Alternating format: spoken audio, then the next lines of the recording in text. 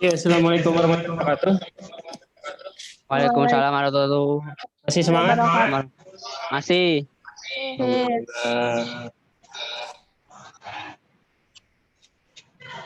Jadi janji Bapak jam 10 ya. Karena materi ada, jadi kita langsung udah. Baik, karena materinya kita langsung saja.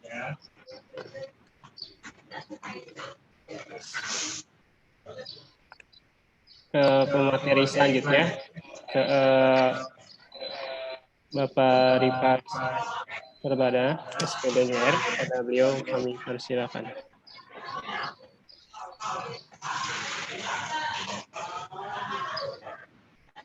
Sudah tampil materinya?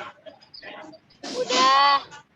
Udah, Pak. Udah. Oh, jadi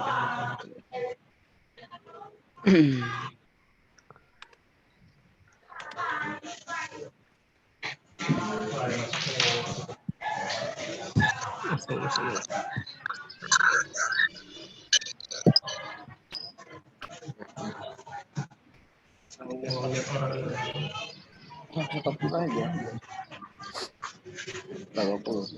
sedikit. masih masuk. Masih materi.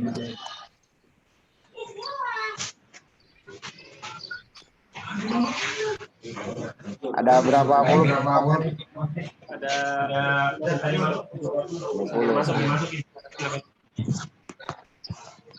Mau langsung aja juga. Nanti saya masukin. Kita tunggu dulu.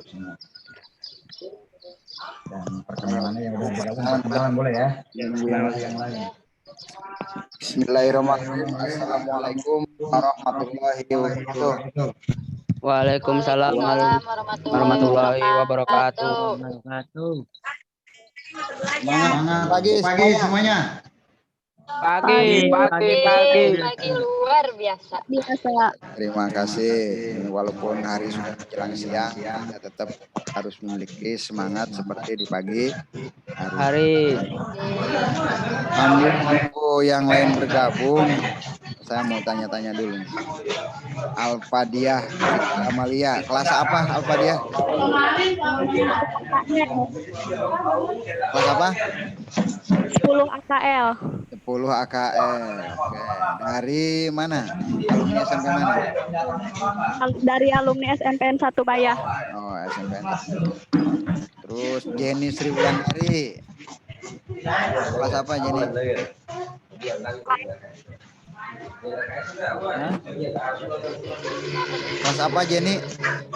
Jelas nggak?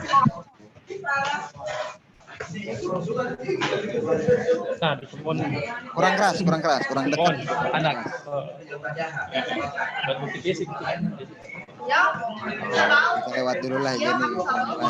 Dadun. Tegap nih. Dadun ini udah terlihat nih calon pemimpinnya nih. Kelas apa Dadun? 10 TKJ. 10 TKJ. Oke, bagus. Alumni dari SMP 1 Cilograng. SMP 1 Cilograng. Wah, SMP Negeri 1 Cilograng. Ya. Kalau kampungnya di mana? Kampung Ciawi Hilir, Desa Cijengkol. No, orang Ciawi Hilir. Ya, kalau Cilograng, saya lama juga dulu di Cilograng. 1 Cilograng. Ini banyak yang kenal saya kalau Cilograng. Resti Hendayani. Nah, kelas apa Resti? 10 OTKP 2. 10 OTKP 2. Oke, nanti ini bakal sering ketemu nih dengan saya. Alumni SMP mana, Resti? SMP Negeri 2 Cilograng. SMP Negeri 2 Cilograng. Oh, Cika Thomas ya. Banyak guru-gurunya juga di sana dulu murid saya ketika SMA. Ada Bu Lesti, tahu Bu Lesti? Guru bahasa Indonesia. Oh iya. Kepala sekolahnya Pak Ruyanta ya. Iya. Nah. Kemudian Anissa Sukmawati. Ya, Anissa, alumni mana Anissa? Tes Darul Ulum Panyaungan. Oh, Darul Ulum Panjaungan, Pak Gojuan ya. Ya, Oke. ya. Cuma Syara. Revi Yani. Halo Revi, dengar suara saya? OTKP? Ya. Ya, alumni mana? PGRI Bayah. Oh, PGRI Bayah, Pemubulan ya. M. Aldi Ramadan Syah. Alumni mana? Dan diri sekolah jurusan SMP 4 Bayah, jurusan OTKP 1. Oh, TKP. Kampung Taringgol. Oh, orang Taringgul ya. Oke, OTKP. Hera Fitriani. Kelas apa Hera? 10 OTKP 2. 10 OTKP 2. Alumni SMP PGRI. SMP PGRI Pemubulan ya. Ripal Saripudin. Mirip nih namanya dengan saya. Halo Pal, dengar suara saya nggak? Halo? Ripal Saripudin, halo? Oh, koneksinya kayaknya lagi buruk. Oke, sambil nunggu yang lain kita mulai saja karena ini bicaranya kita manajemen waktu, maka kita juga harus bisa memanfaatkan waktu. Sebelum saya bicara lebih jauh tentang manajemen waktu, nah kira-kira siapa yang mau menjawab nih? Kenapa calon pemimpin itu harus menguasai manajemen waktu? Kenapa? Supaya bisa disiplin. Supaya bisa disiplin, oke. Supaya bisa disiplin. Kemudian apa lagi? Apa lagi yang mau jawab? Iya, mangga Aldi. Ya, memanfaatkan waktu yang ada. Memanfaatkan waktu yang ada. Oke, boleh. Siapa lagi yang jawab? Agar bisa menghargai waktu. Agar bisa menghargai waktu. Jadi waktu juga perlu kita hargai ya. Karena waktu itu sangat penting dan berharga. Oke, terima kasih jawabannya. Ya semuanya jawabannya bagus dan mengena gitu. Tapi untuk lebih mengena lagi sehingga kita bisa memahami kenapa calon pemimpin itu harus menguasai manajemen waktu. Mari kita bahas selanjutnya dan mudah-mudahan yang belum bisa bergabung bisa secepatnya bergabung bersama kita di sini. Setidaknya untuk beberapa siswa yang sudah siap ini, nah inilah yang paling siap untuk menjadi seorang pemimpin. Amin. Dan mudah-mudahan kalian nanti di masa yang akan datang, nah inilah calon-calon pemimpin akan membawa kebaikan pada minimal diri sendiri dan bagusnya pada keluarga dan lingkungan sekitar. Nah, jadi tidak ada ruginya nanti kita berbicara mengenai manajemen waktu dan kalian mengikuti LDKS sampai tuntas, pasti akan ada hasilnya ya. Jangan merasa bahwa apa yang kalian lakukan hari ini hanya sebagai pemenuhan dari proses untuk menjadi pengurus OSIS saja. Jangan berpikir seperti itu. Berpikirlah bahwa apa yang kita lakukan hari ini yang akan bermanfaat bagi kita di kemudian hari. Oke, sebelum lebih jauh, saya akan menyampaikan dulu satu surat yang saya yakin semuanya hafal dan insya Allah di sini semuanya beragama Muslim ya. Siapa yang surat Asr? Ada nggak di sini yang tidak tahu? Dun, hafal tidak surat Al-Asr? Hafal. Hafal. Yang gimana, Dun?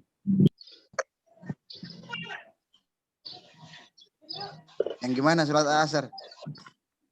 Pulau berbinas. Nggak salah. Itu Anas. Oh, Itu Kalau pulau berbinas itu Anas. Makanya sering-sering wal asri innal suratnya pendek dan sebenarnya semua hafal saya yakin. Cuman mungkin Dadun lagi lupa aja. Wal asri innal insana lafi husri illalladzina amanu wa amilus solihati wa tawassaw bil tawassaw bil haqqi wa tawassaw bis sabr.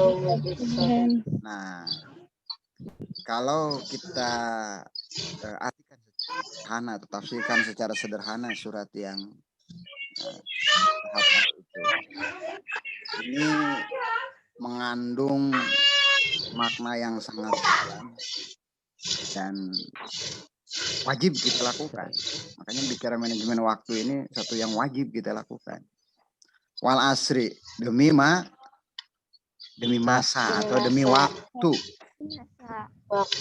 Innal insana lafi husrin. Ini peringatan bagi kita bahwa sesungguhnya manusia itu atau kita semua ini adalah orang-orang yang merugi.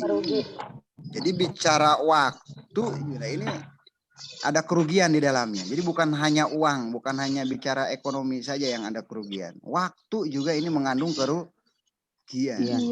Siapa nanti yang merugi? Nah, nanti akan kita bahas lebih lanjut. Illalladzina amanu wa sholihati wa tawassaw bil haq wa tawassaw bis sabr. Terkecuali. Jadi tidak akan merugi terkecuali bagi mereka orang-orang yang beriman dan beramal soleh. Nah, ini wajib dimiliki oleh setiap pemimpin, beriman dan beramal soleh. Siapa yang beriman dan beramal soleh ini? Yang tidak merugi ini. Wa amilus solihati wa tasobil haq wa tawasobis sobr. Yaitu mereka yang berlomba dalam kebaikan. Dan berlomba-lomba di dalam kesabaran. Jadi artinya orang yang tidak rugi ini adalah orang-orang yang selalu berusaha untuk berbuat baik, berbagi kebaikan, dan selalu berbuat atau bersikap dalam sabar. Di dalam mengisi waktunya itu ya, tadi diisi dengan kebaikan-kebaikan dan kesabaran. Maka bicara manajemen waktu, nah ini ngait sekali dengan ayat itu. Apalagi bicara seorang pemimpin. Nah, itu kita berangkat dari sana dulu. Jadi tidak hanya di dalam teori kepemimpinan, tidak hanya di dalam ilmu manajemen, waktu ini sudah ditegaskan di dalam Al-Quran. Jadi rugi kita kalau tidak mampu memanfaatkan waktu dengan baik. Maka mudah-mudahan ya mulai hari ini kita semua akan berusaha untuk memanfaatkan waktu itu, yaitu dengan salah satu caranya memanage waktu. Oke. Dalam memanage waktu ini ya tentunya kita harus paham dulu apa itu sih manajemen waktu, gitu kan?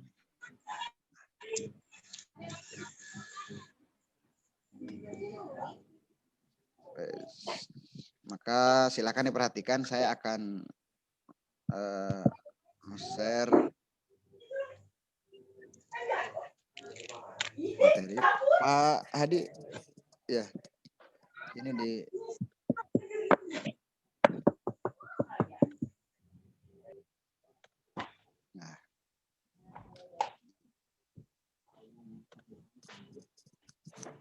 Oke, silakan diperhatikan materi ini karena waktu kita cukup singkat, tapi tolong dipahami. Manajemen waktu.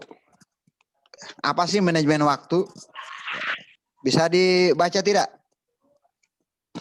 Bisa. Oke. Bisa. Kecil kita perbesar. Oke.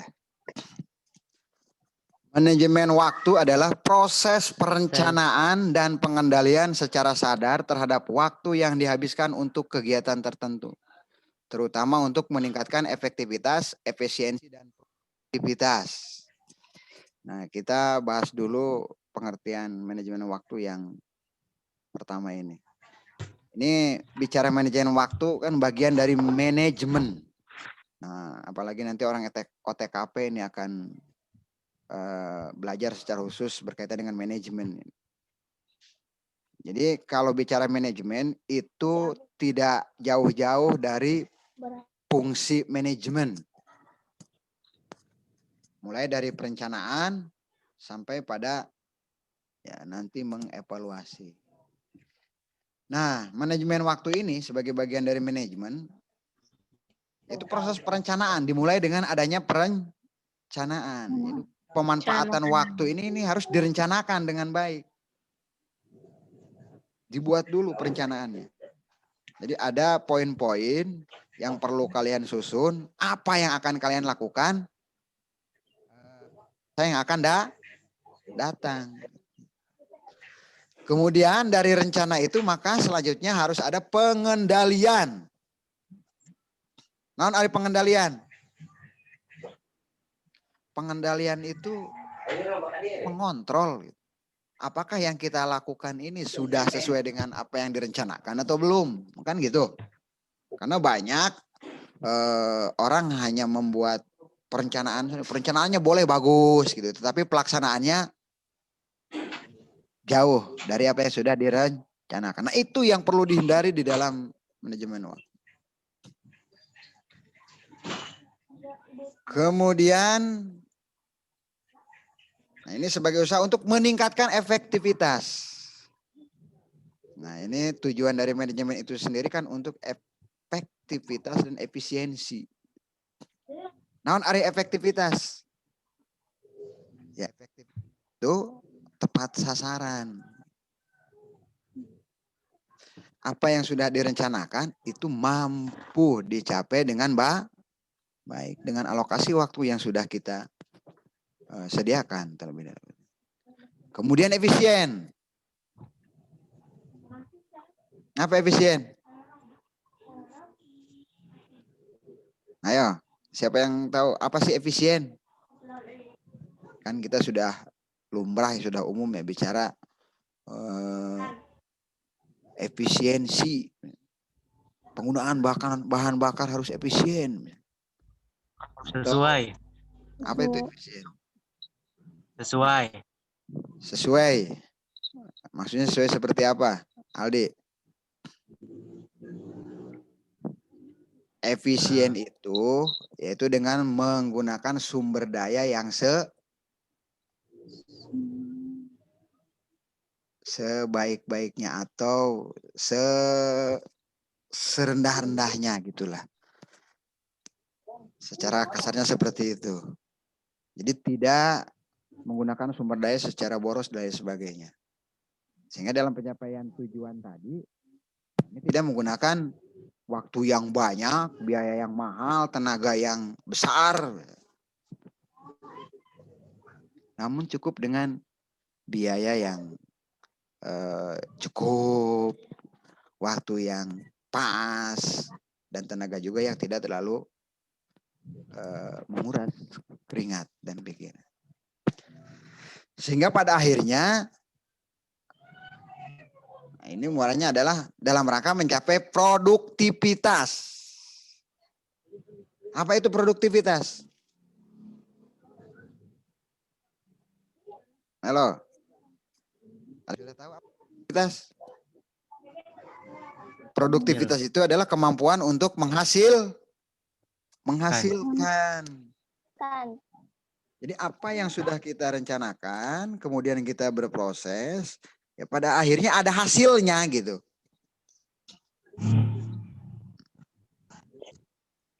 Untuk apa kita sudah menggunakan waktu, menggunakan banyak biaya, kemudian mengeluarkan tenaga, namun pada akhirnya tidak ada hasil. Nah itulah yang kemudian kita sebut dengan pekerjaan yang sia-sia. Iya. Saya sampaikan kembali tadi seperti yang di awal. Cik dina surat Al-Asr, oke? Kalau orang yang melakukan sesuatu yang sia-sia maka adalah sebuah kerugian. Rugi. Nah, maka dari itu bagaimana caranya?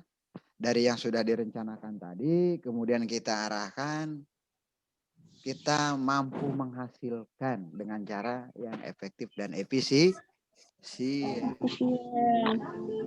Contoh sekarang, ini hal kecil yang sedang kita lakukan. Kalian mengikuti LDKS, berapa banyak waktu yang harus disediakan untuk kalian mengikuti kegiatan ini? Berapa biaya yang dikeluarkan untuk membeli pulsa dan lain sebagainya? Ya kan? Ya. Berapa tenaga yang harus kalian keluarkan? Untuk apa kalian keluarkan banyak-banyak hal-hal tadi kalau akhirnya kalian tidak memperoleh hasil apa-apa. Nah, ini pentingnya di sini. Jadi mari kita biasakan dari saat ini, apalagi kalian sebagai calon pemimpin, kita kelola waktu yang kita miliki sampai akhirnya kita mampu menghasilkan. Ada sesuatu yang bisa kita dapat dari waktu yang sudah kita gunakan. Ya, kemudian menggunakan waktu dengan efektif memberi kita kelebihan untuk mengelola kegiatan menurut keputusan dan kebijaksanaan. Nah, jadi kalau waktunya kita gunakan secara efektif, maka kita memiliki kelebihan dibanding orang-orang yang tidak memanage waktu. Kenapa? Karena di sana nanti di dalam melakukan kegiatan, kita pasti akan dihadapkan pada harus ada pengambilan keputusan. Harus memiliki gitu.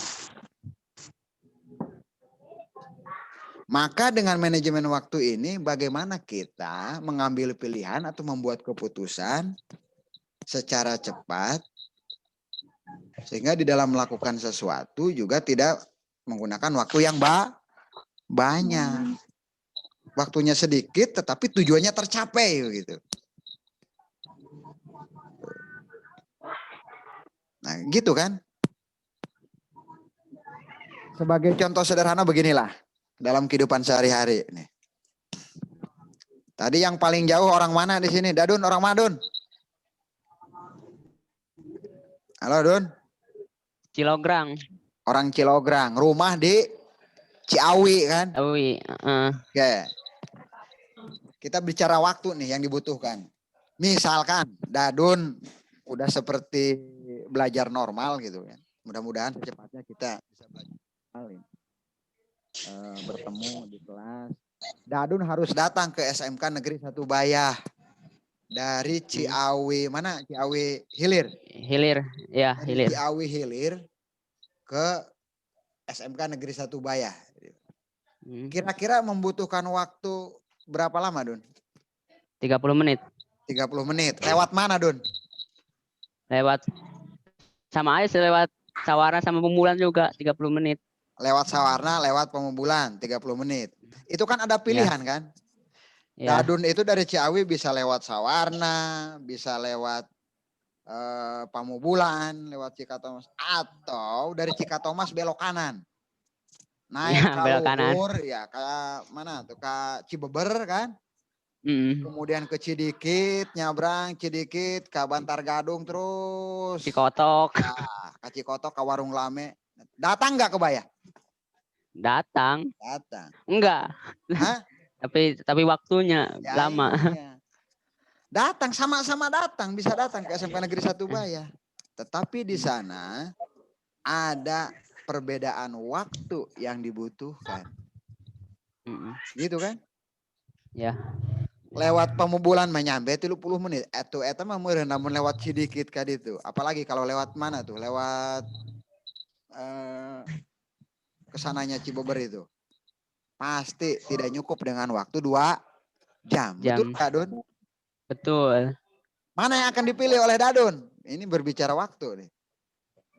Yang pemumbulan sama sawarna. Iya tentu Dadun akan memilih jalur yang dekat. lebih membutuhkan waktu Sedikit. singkat. Karena tujuannya kan sama, mencapai SMK Negeri 1 Bayah. sampai ke SMK Negeri 1 Bayah. Itu contoh sederhana dari bagaimana kita melakukan manajemen waktu sehingga ketika dihadapkan pada pilihan-pilihan maka kita akan memilih keputusan yang membutuhkan waktu lebih efisien. Paham ya Dun ya? Paham Pak. Itu. Kemudian manajemen waktu biasanya selalu didukung oleh berbagai keterampilan. Nah, di sini di dalam melakukan pengolahan waktu tadi, kita juga harus memiliki keterampilan. Jadi ada kemampuan di sini yang dibutuhkan. Kemampuan melakukan gitu. Karena percuma saja tadi rencananya sudah dibuat, kemudian penjadwalannya sudah dibuat, tetapi kita tidak mampu melakukan itu. Keterampilan. Jadi keterampilan tertentu yang menjadi prasyarat di dalam memanfaatkan waktu. Contoh tadi lamun ti Ciawi Hilir ka dieu misalkan dengan waktu 30 menit syaratnya apa? Bisa naik motor. Karena bisa saja dari Ciawi ke sini dilakukan dengan jalan kaki kan gitu. Ya. Nah, yang pertama memiliki keterampilan mengendarai sepeda motor, yang kedua tidak memiliki keterampilan sehingga kudu lempang. Beda tidak waktunya? Jalurnya beda. sama. Keputusan yang diambilnya sama. Beda. Nah, di sanalah letak dari keterampilan. Iya kan? Ya.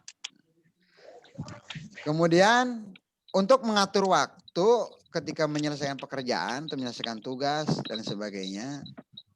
Nah, kita juga biasakan untuk memiliki target atau ada deadline gitu. Jangan tanggal segini misalkan nih saya harus mengumpulkan tugas ini nih atau membereskan tugas ini. Tapi kumaha engke we lah. Beres syukur teu beres kumaha engke. Nah, itu yang harus dihindari. Biasakan kita mematok gitu. Harus beres tanggal 5 jam 7. Karena kalau tidak beres maka saya akan rugi. Kesananya ada pekerjaan lain yang tidak bisa saya lakukan. Biasakan berpikir seperti itu. Hindari pemikiran-pemikiran bahwa apa yang kita lakukan fleksibel gitu. Kumang kewe yang penting lakukan dulu. Nah, itu yang harus dihindari oleh seorang. Jadi biasakan bekerja atau menyelesaikan pekerjaan dengan memerlukan waktu ini dilakukan dan memiliki target, ada deadline-nya, ada batasan waktu yang harus kita kejar. Itu ya. Oke. Selanjutnya, apa sih manfaat dan fungsi dari manajemen waktu? Ya, ini seperti saya sampaikan tadi di awal, karena bicara manajemen, ini tidak luput dari fungsi-fungsi manajemen. Di mana salah satunya dalam fungsi manajemen itu ada fungsi pengorganisasian. Mungkin pemateri-pemateri sebelumnya sudah menyampaikan apa sih itu pengorganisasian, gitu kan? Mungkin ada yang masih ingat, Pak Firda sudah menyampaikan, Pak Andri. Apa sih pengorganisasian? pengorganisasian ini maksudnya kalau di dalam manajemen waktu yaitu membagi-bagi waktu yang tersedia ke dalam hal-hal yang terorganisir.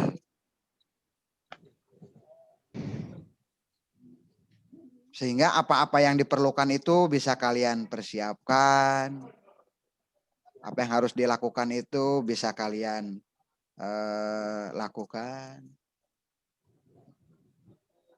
Karena tadi kalian sudah membuat pembagian-pembagian. Sudah dikelompokkan-kelompokkan. Oh ini saya harus membuat dokumen anu misalkan. Apa yang harus disediakan? Kudu aya pulpen, ya kudu aya kertas. Oh, saya harus menyelesaikan pekerjaan ini. Apa yang dibutuhkan? Alatnya ini. Jadi dari sumber daya yang diperlukan, itu kalian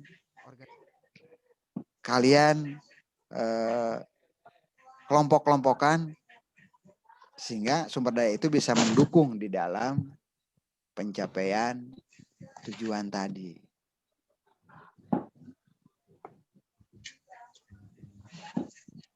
Kemudian selanjutnya dengan manajemen waktu ini kita akan memiliki prioritas. Nah ini ada skala prioritas. Dengan waktu yang ada kan kita bisa melakukan berbagai hal gitu kan. Namun dari berbagai hal yang bisa dilakukan itu harus dibiasakan untuk dibuat prioritas. Diurutkan dari yang paling penting sampai pada hal yang kurang penting. Sehingga nanti tentu mana yang harus lebih dulu dilakukan, yaitu hal-hal atau pekerjaan-pekerjaan atau kegiatan-kegiatan yang memiliki prioritas paling tinggi.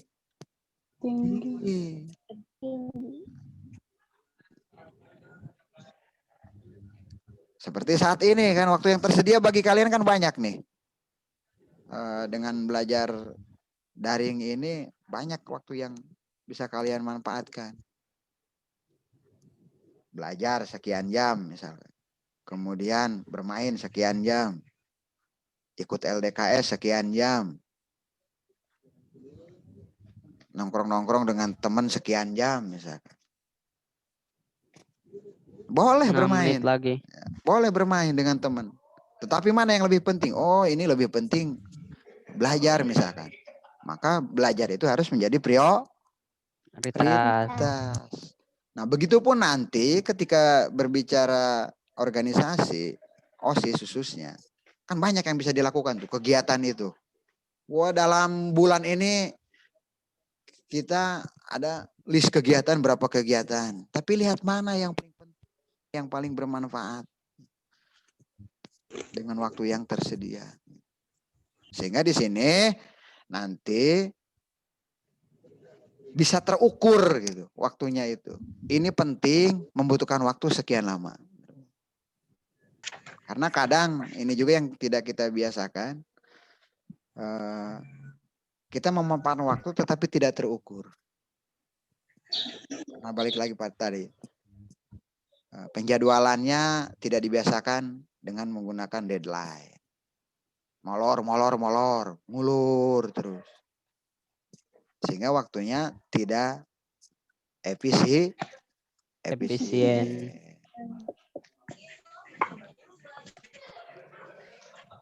Kemudian selanjutnya fungsi dari manajemen waktu ini adalah untuk menentukan tujuan. Nah, tujuan ini sebenarnya adalah langkah yang paling pertama yang harus dikuasai oleh seorang pemimpin. Jadi tetapkan dulu tujuan kita nih mau apa, ingin apa. Jika nanti kalian menjadi pengurus OSIS MK Negeri 1 Bayah ini mau apa nih dalam 1 tahun. Tentukan tujuannya di awal.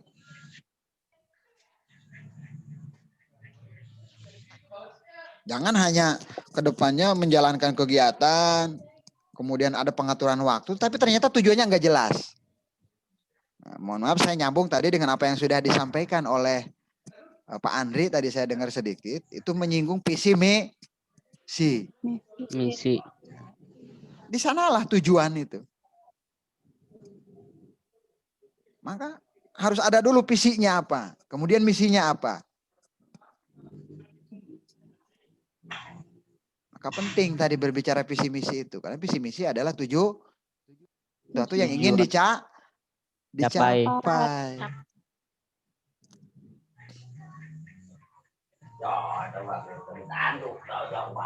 Kemudian selanjutnya di dalam manajemen waktu ini yaitu kita juga harus memiliki dan mengembangkan keterampilan komunikasi. Nah, ini saya masih ingat bicara komunikasi karena dulu saya pernah membuat sebuah skripsi, itu karya ilmiah. Bahwa ternyata kemampuan komunikasi ini akan berpengaruh pada pencapaian tujuan dari organisasi. Kenapa? Karena dengan komunikasi yang baik, maka orang akan dengan mudah menjalin koordinasi dan konsolidasi.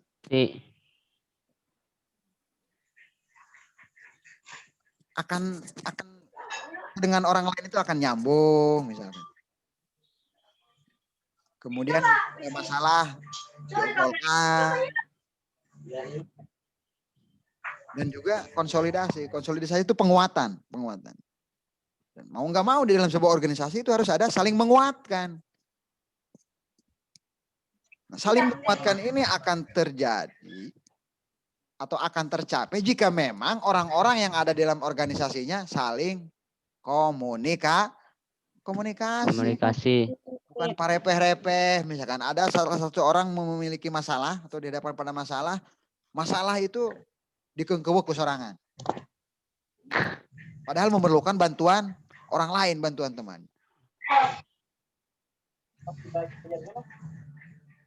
Maka penting kemampuan komunikasi ini. Masalah di-share, diobrolkan dengan teman. Siapa tahu ketika kita tidak memiliki solusi untuk memecahkan masalah, ternyata yang mampu menyelesaikan.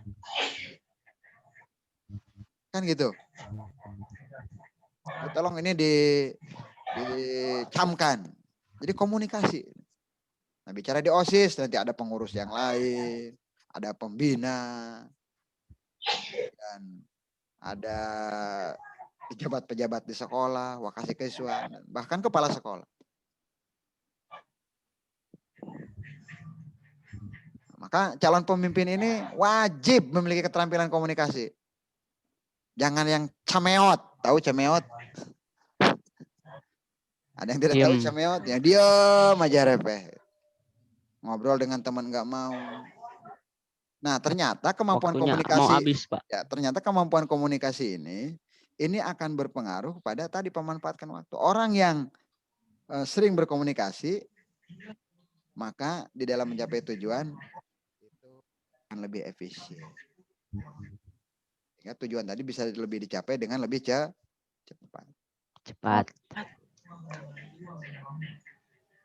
Kemudian selanjutnya perencanaan.